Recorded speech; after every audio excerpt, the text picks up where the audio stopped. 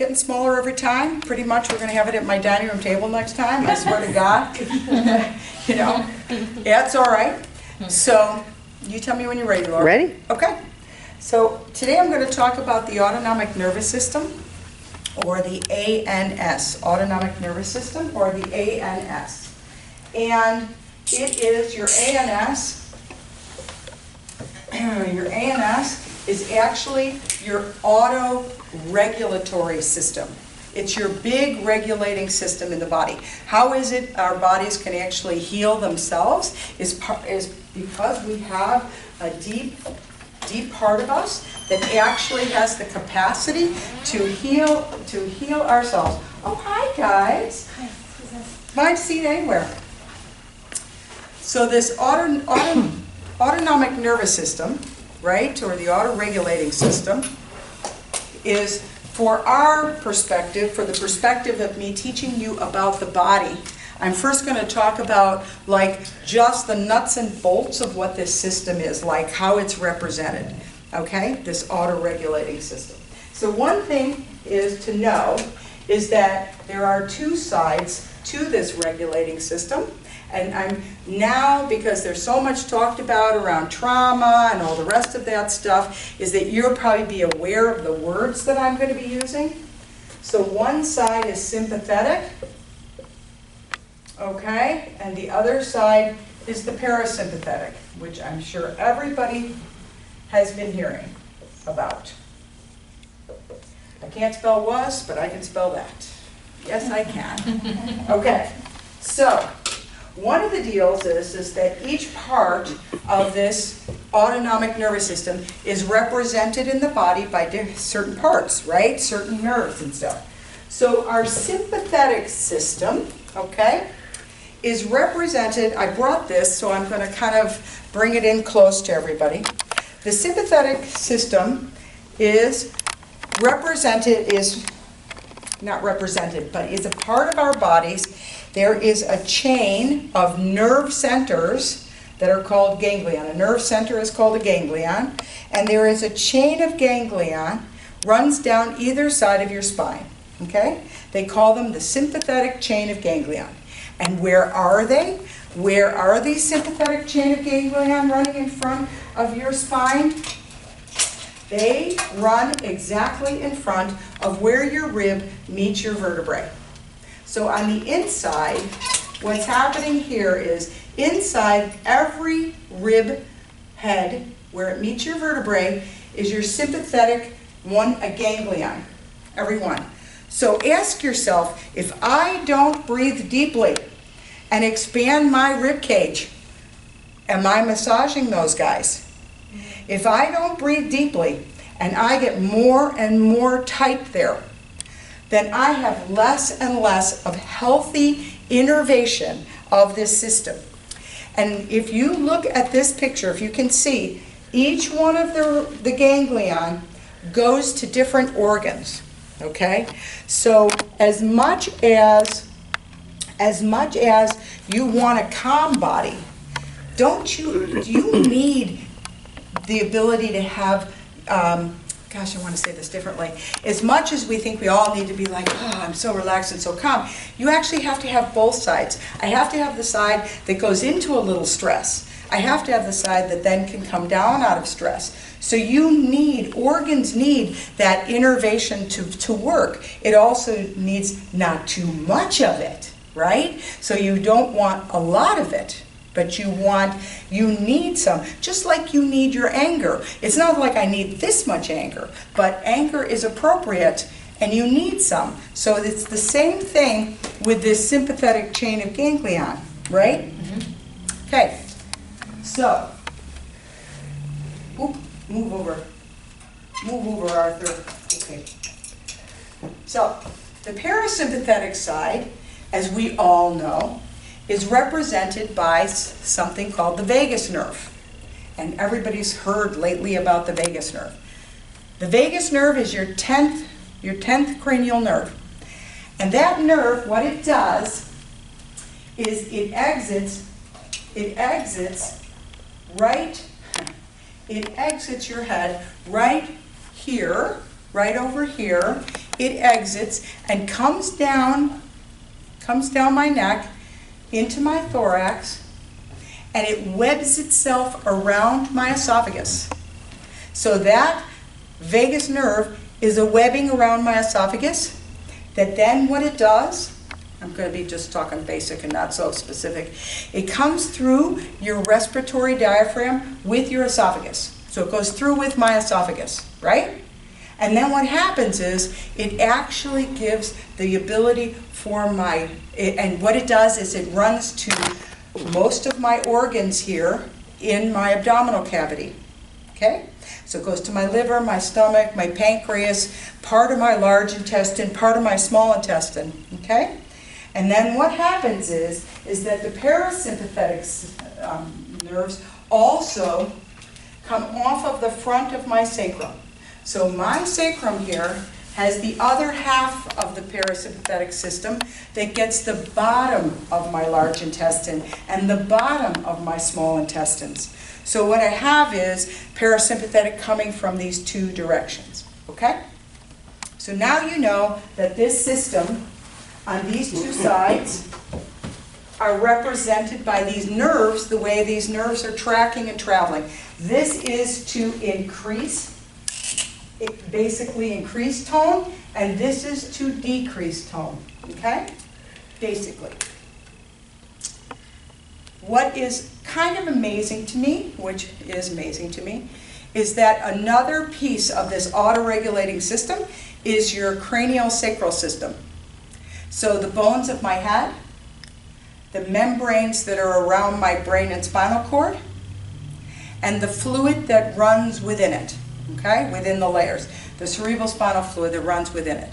So if I have any kind of tension or birth trauma, or I hit my head, or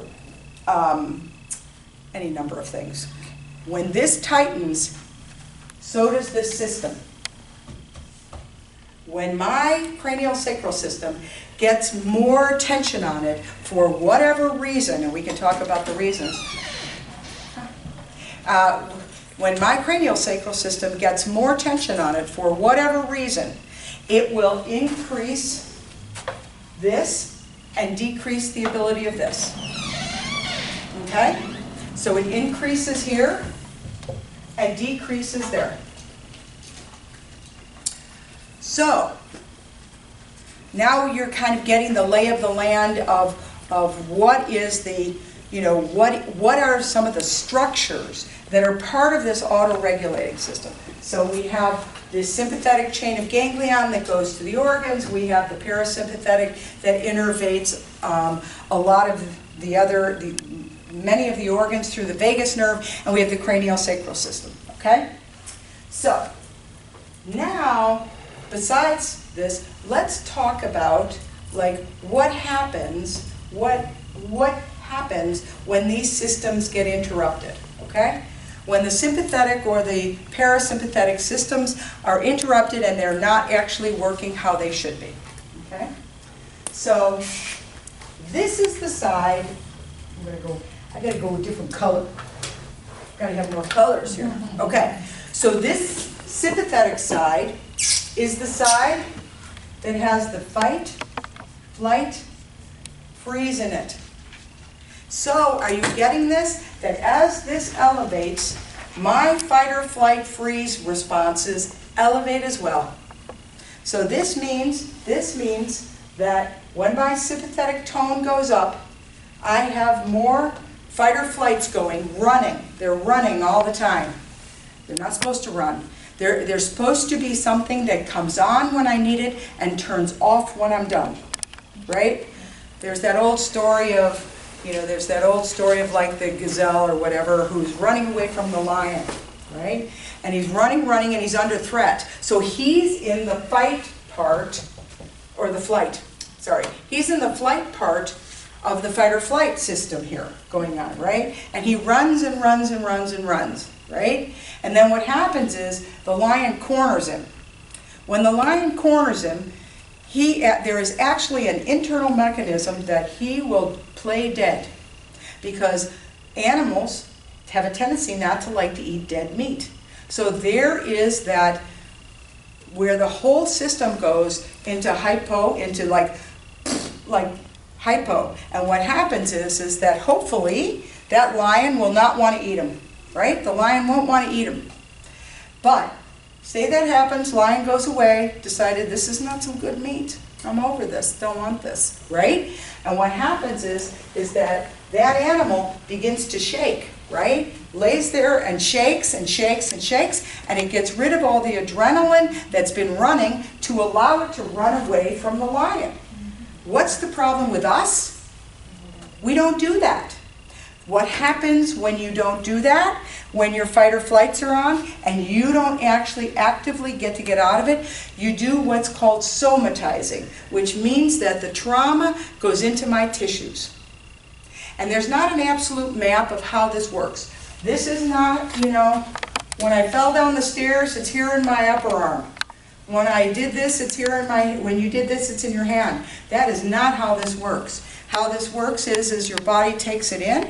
Your body takes it in and stores it in its own way. There are certain parts of the brain that absolutely store trauma. There are absolute places in all the three parts of the brain. The cortex has, in the prefrontal cortex it stays, in the limbic system, the midbrain, it stays in your amygdala, and it goes into your brainstem, which is your brainstem is all your automatic processes. So, here's the deal. What happens when I have high sympathetic tone? High sympathetic tone, okay? So it increases my heart rate. All you have to do is figure out, what do I need for fight or flight?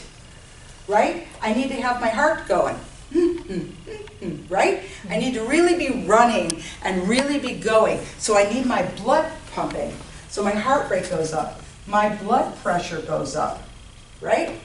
Am I telling anybody symptoms here? Am I getting there?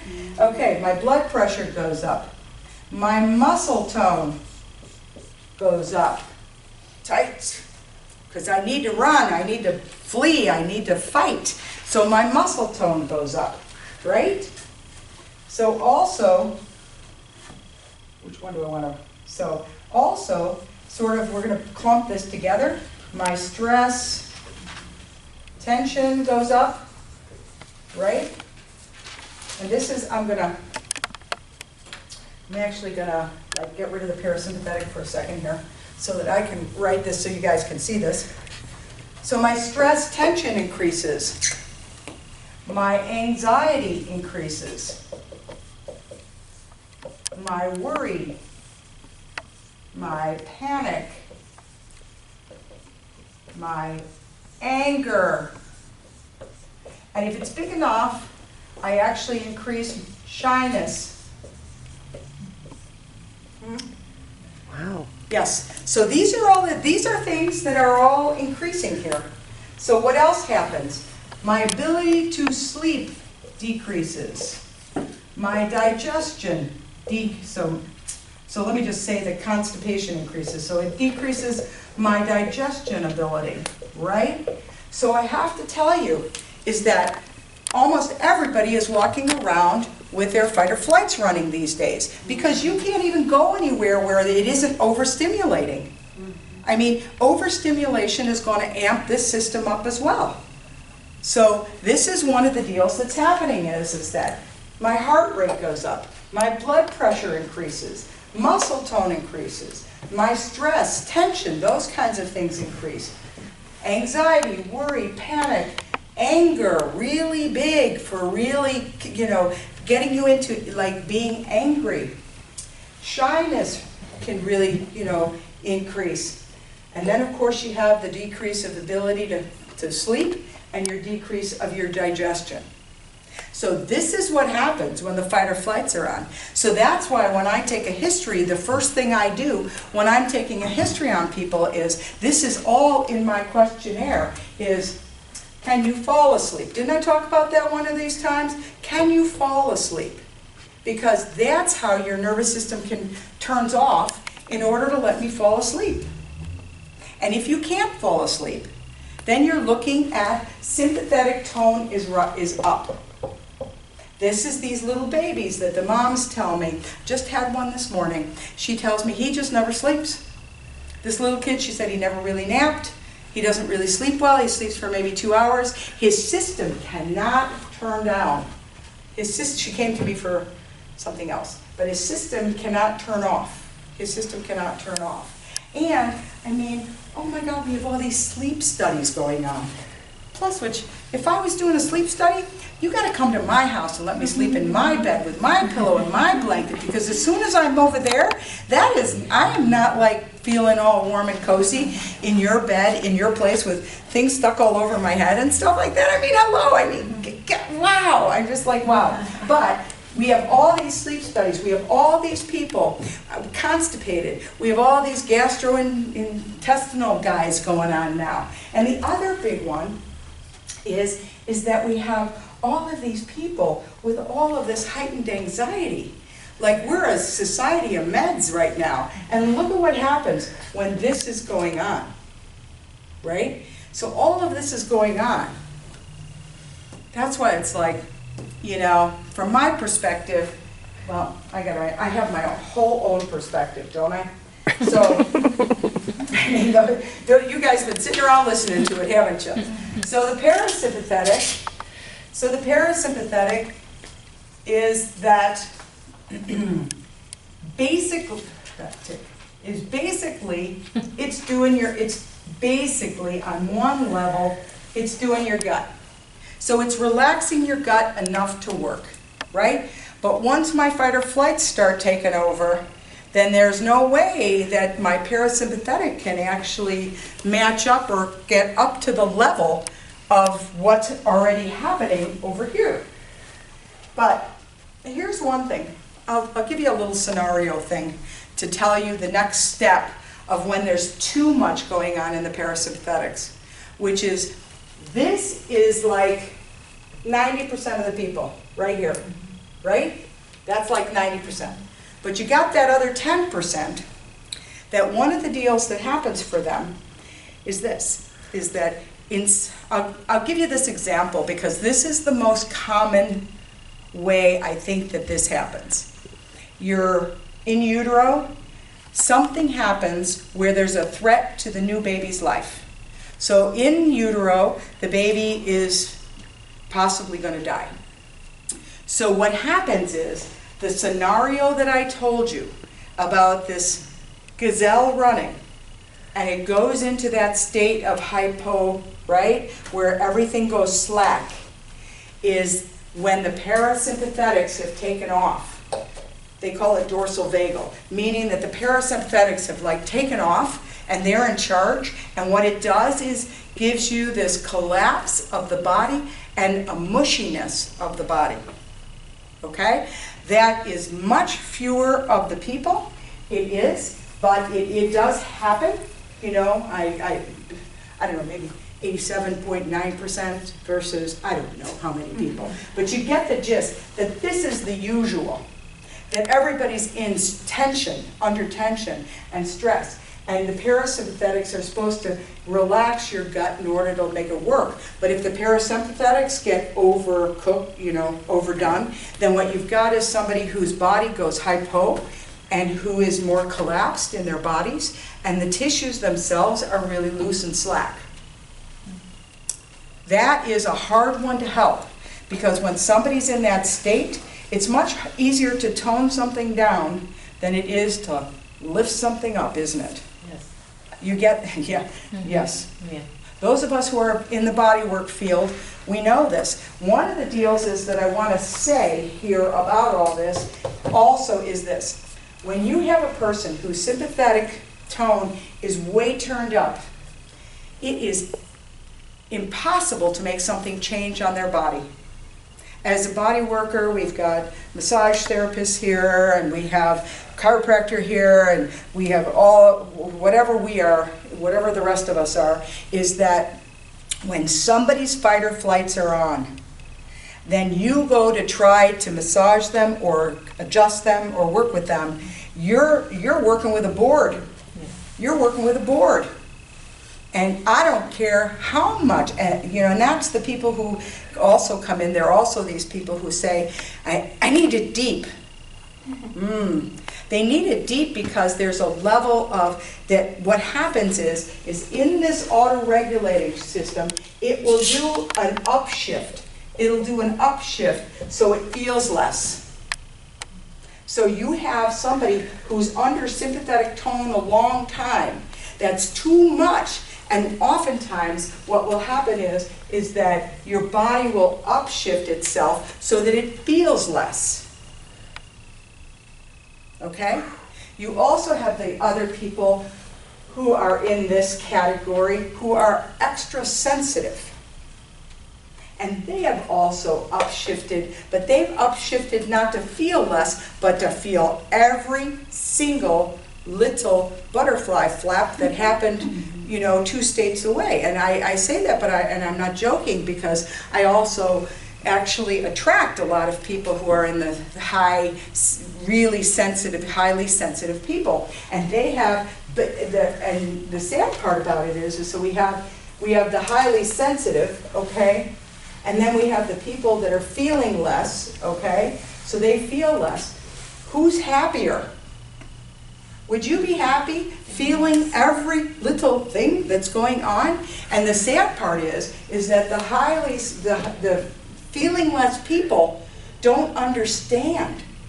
They don't get it that somebody else is hypersensitive and they're feeling every nuance of everything that's happening.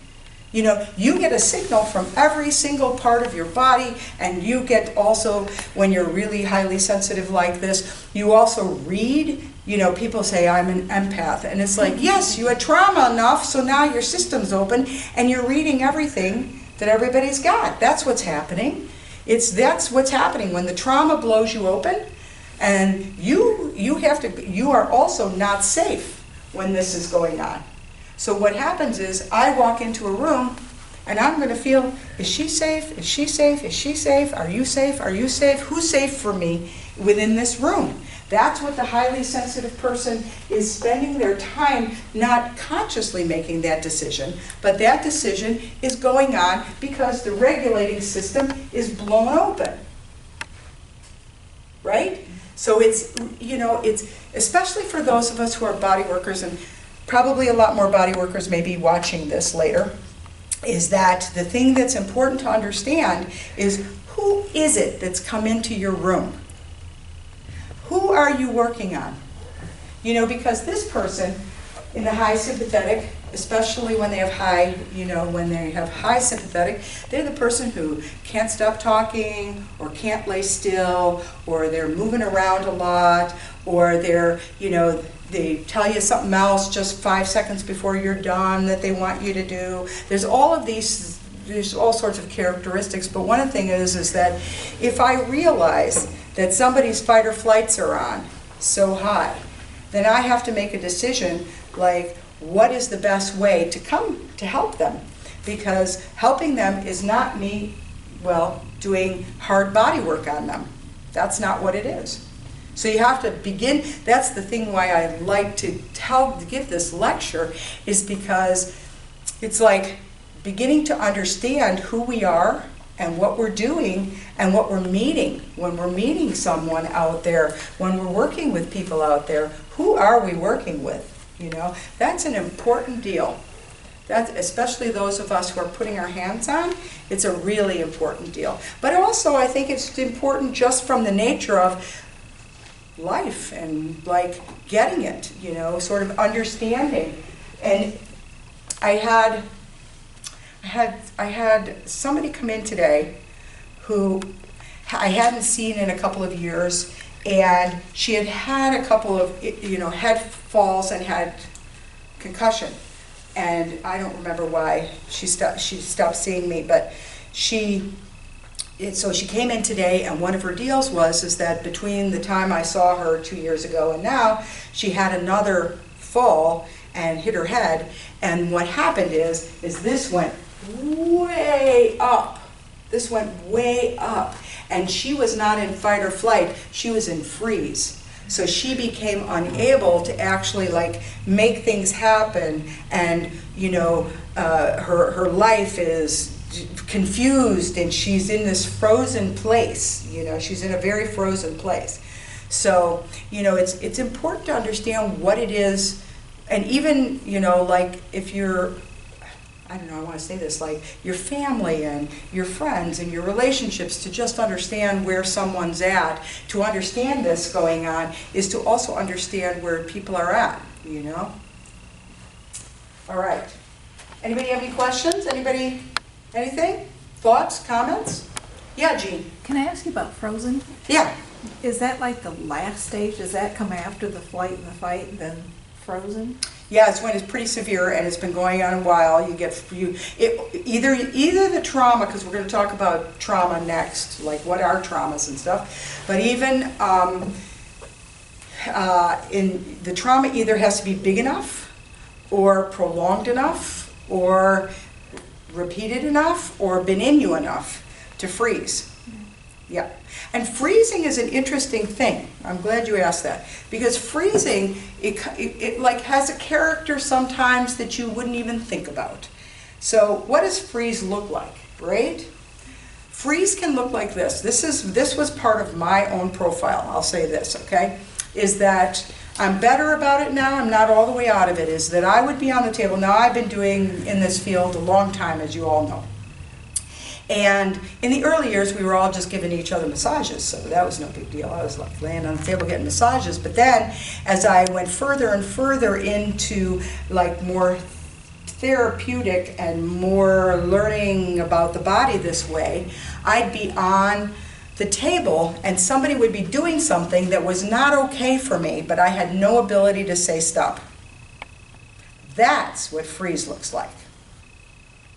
That's one example of freeze.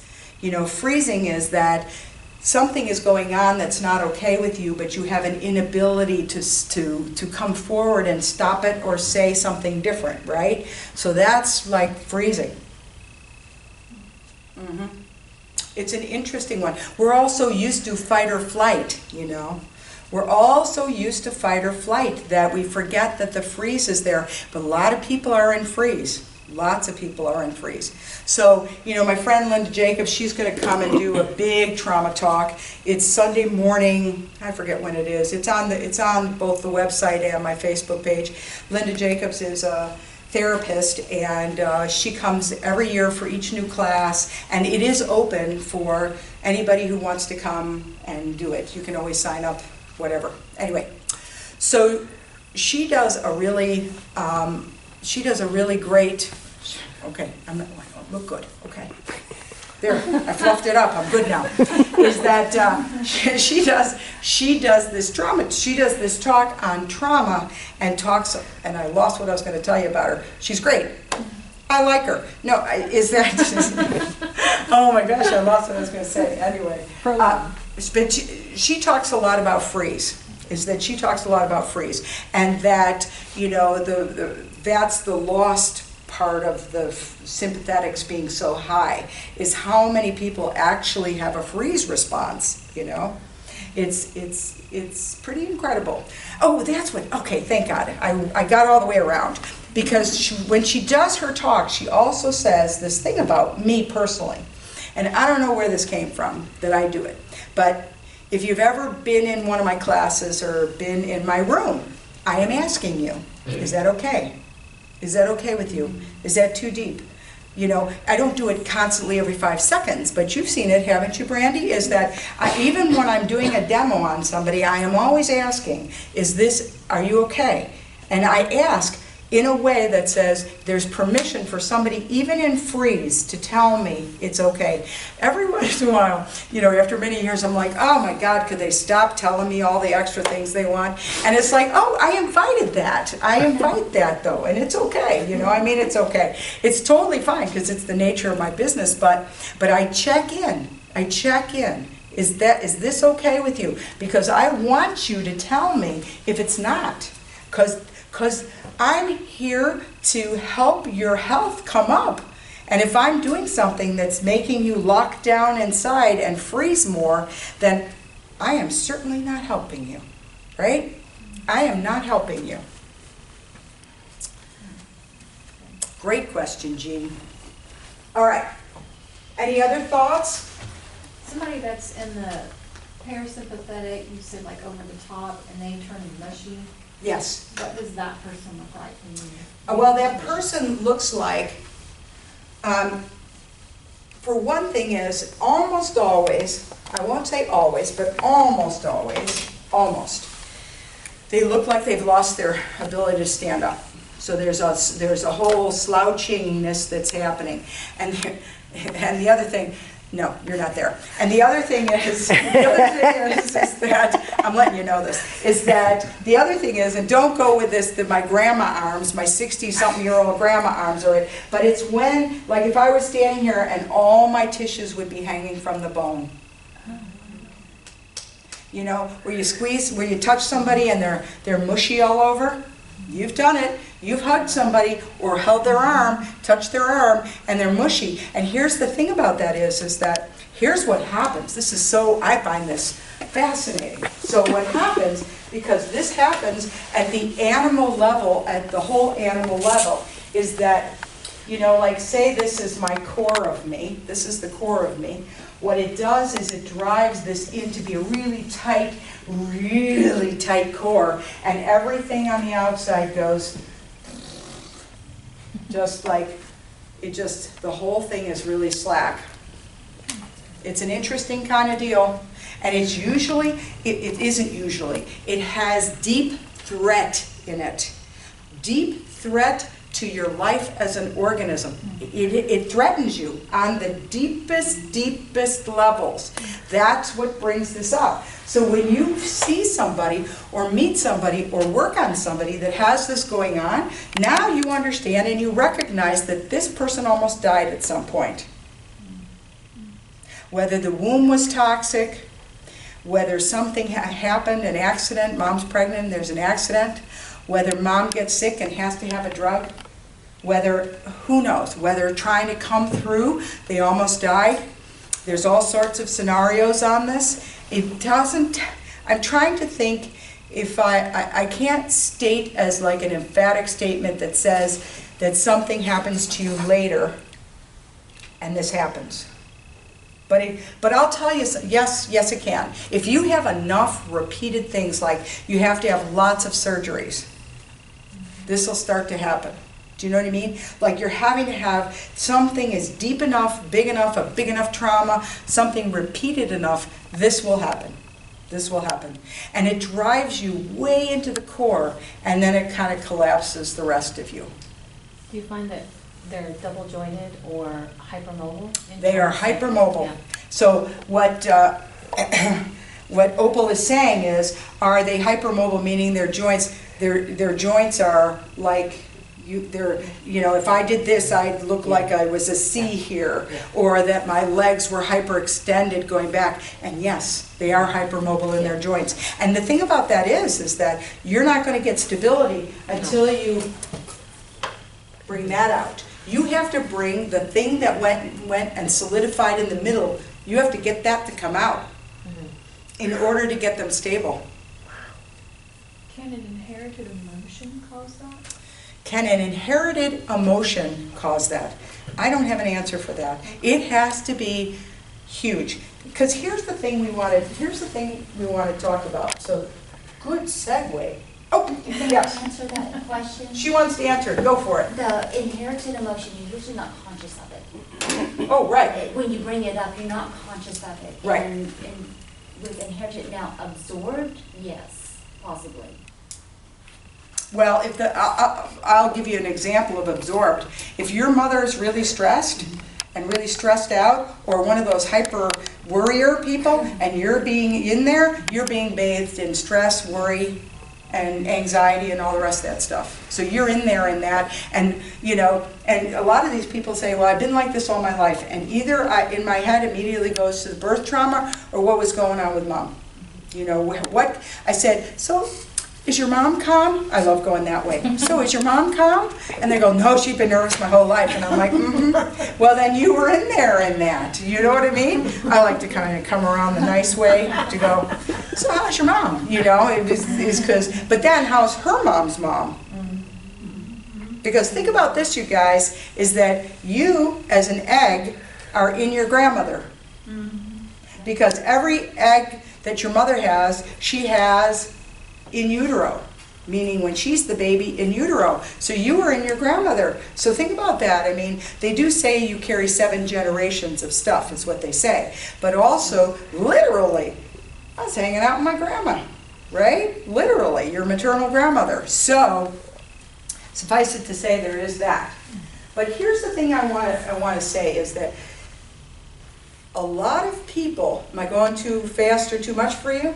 A lot of people like mishy-mashy the difference between emotion stuff and trauma, okay? So the emotional stuff, okay, I'm going to say this, and I don't want anybody rearing off their seats, is small t trauma, okay?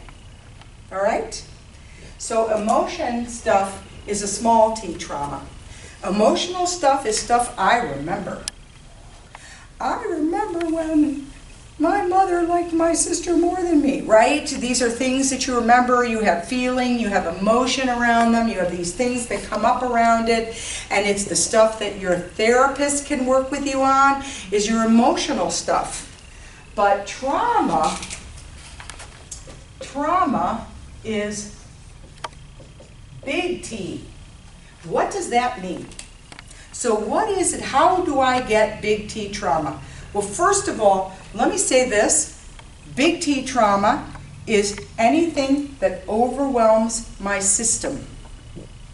Okay, so in my auto-regulating abilities, my system can have something happen, and then it kind of processes it and lets it go. That's ideally, right? But if I have something happen to me that is big enough to put a shock wave, because this is also trauma comes with shock, okay? So it also comes with shock. So it's different. This is always stored, my midbrain, which is my limbic system, is always the place where my emotions are getting stored. My emotional brain, they even call it that. My emotional brain is my midbrain or my limbic system, right?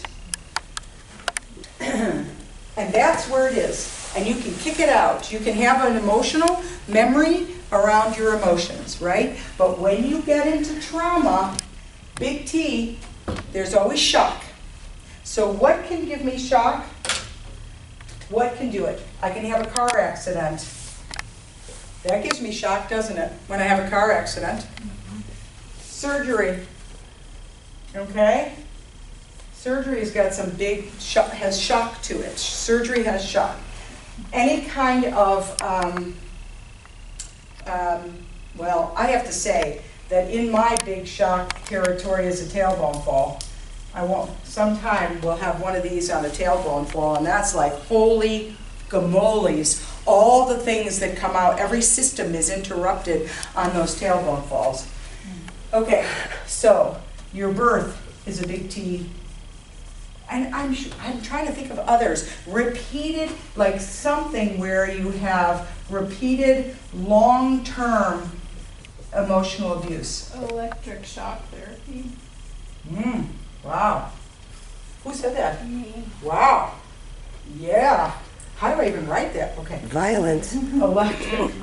Okay. Yes. Yes. Violence. Violence. Right. Being attacked, you know. So, what was A that? dental procedure. A dental procedure.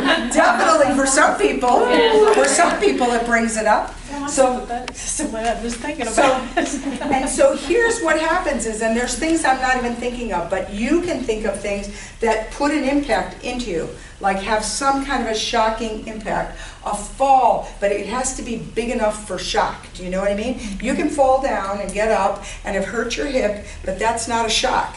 You have to have shock coupled with this. Now, me personally, I've had this, okay, I didn't have that. Can you believe that? I mean, right now, and I've had several car accidents, and I've had a couple of surgeries, and I've had one bad big tailbone fall, one bad big birth. So when we're looking at this, what we're doing is we're adding them all up. And here's the thing about trauma. This is how it goes in the body. This is also the part of, I think we were talking about this today, where it's not a memory. And this goes into your soma, it goes into your tissues, right? It somatizes. This shock goes into the tissues, and it goes into every part of your brain. So on my cortex, my prefrontal cortex holds trauma, especially the right-hand side. My part of my limbic system, my amygdala, holds trauma. And my brainstem, with its automatic processing of breath rate, which I didn't write down, breath rate and heart rate and all that stuff coming out of my brainstem, is all affected. It's all affected by this. But here's what happens when we put all of my things here, is I like to represent it this way, is here's a bucket. And so all your traumas go into the bucket. So each trauma I get fills my bucket more, and of course the size of the trauma, the bigger it is. Oh, concussions, ooh, that's huge. Concussions are huge in here. And so I'm filling, my bucket's getting filled, and all of a sudden, when my bucket starts to go like this is when my symptoms get really big, right? So up until now, I have a little anxiety, I have a little bit of nervousness, I go a little too fast in my car when I'm PO'd, you know, those kinds of things. But then what happens is that the more of this is in my bucket, the more it heightens all of those symptoms I just told you about, right? All those symptoms get heightened the more I have trauma, and the more it's not taken out of me. That it's not helped to be, you need someone to help you empty your bucket. That's what needs to happen. There are a couple of therapies, like in psychotherapies, there's a couple of therapies for emptying your bucket. And from my perspective, what I do to help somebody empty their bucket is CranialSacral. That's my way of doing it, is to go in and help that bucket empty. But what happens is that you're getting symptoms a little bit, but you're getting a lot. Well, I had a guy with 24 concussions. His life shut down. His life shut down, and it was interesting. And he has a lot of kids, and you know he loves his kids. There's no question about it. But he has no ability to stand almost being around them because his system is so shut down. His system is so shut down. It took us a while. I was like, all right, we have hope for you. And he stayed the course, and he's much better. He wasn't able to read a book for years, and he told me at Christmas he read a book. I was very happy for him. I'm very excited. And you know what? It doesn't even have to be that like I climbed Mount Kilimanjaro is the nodal thing. I read a book is like huge. I mean, that's a huge shift for someone who's been unable to read a book for years, to read anything for years, and to manage being with his children, And so this is what happens when you have this kind of trauma. So this is PTSD. And I totally believe, this is me, my opinion, that almost everybody is walking around with a certain amount of it. I mean, my level may be, somebody's level may be here, and somebody's level may be here, and somebody's level may be like way out of the bucket. But that's the deal, is that I think everybody has some level of PTSD. They just, they sort of assign it mostly for soldiers and people coming back from war.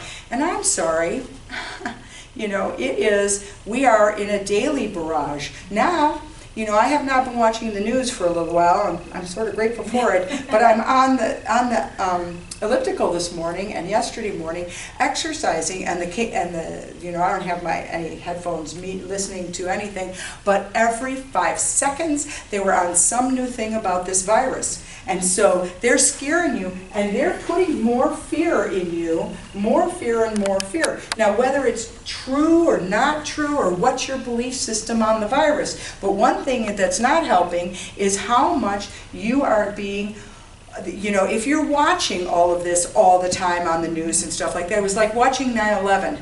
I was watching, I happened to not be working that day that 9/11 happened, and I was getting a bagel at Einstein's, and I'm sitting there and they had a TV on, and I looked up and I went, no, that can't be happening. And I actually got up. When stuff like that happens, it's like unbelievable. I circled my table twice, like what is going on? And I grabbed my bagel, ran home, turned on the television, and I sat probably this far from my television watching that crashing. And I have goosebumps and feel awful even telling you this. And then at about an hour in, I was like, this is not healthy. This is not healthy. So whether or not you believe in the coronavirus or you don't, or I have an opinion. I'm not saying my opinion. What I do believe is that this is creating a lot of trauma for us by watching it over and over and over and over again. That's another way to get it, That's another way to get it. So, any thoughts? Yes, please. About please. the muscle tone being yes. slack. Okay, so how do you differentiate between someone that's in that situation because of trauma, or somebody it's like a cumulative effect of just atrophy from being in bed for 3 months? Well, there's the difference. They're in bed for 3 months and they've atrophied. So, there it is. To me, that's the sort of the bottom line. But I have 2 cases where one was a motor vehicle accident and one was electric shock therapy. So, I know there's also trauma involved. Right. And so what you know is that, remember last time, you weren't here last time, were you? You were supposed to be here. I did the whole thing for you. I know. I hope you watched it. The fascia, Okay. It's because we did this and then we posted it. Okay. So it's definitely on the YouTube channel. But one of the things that electric shock therapy will do is go through the fascia everywhere into the body. Oof. Yeah. So you're looking at having to help that body get rid of the shock out of the tissues. Because all the tissues have shock in them now. So you have to ask the body how it wants you to do it. Like hold the feet, I don't know, something like that. You want to go, what would you like me to do? And see, the thing is, you can only come up with what you know how to do. The answer will be in your head, only what you know how to do. So so what you're saying really is then it's not super important to necessarily differentiate it, just go through your treatment protocol as far as how you ask the body and right.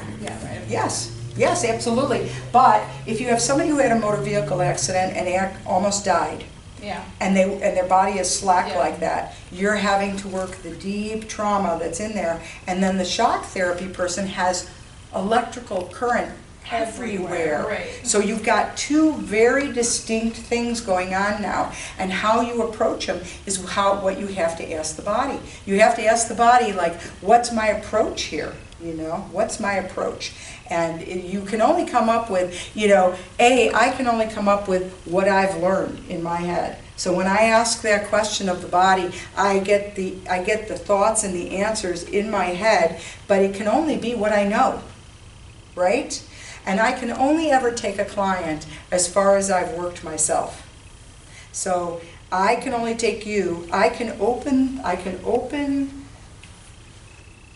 the passage or open the way as far as I have healed and done work on myself.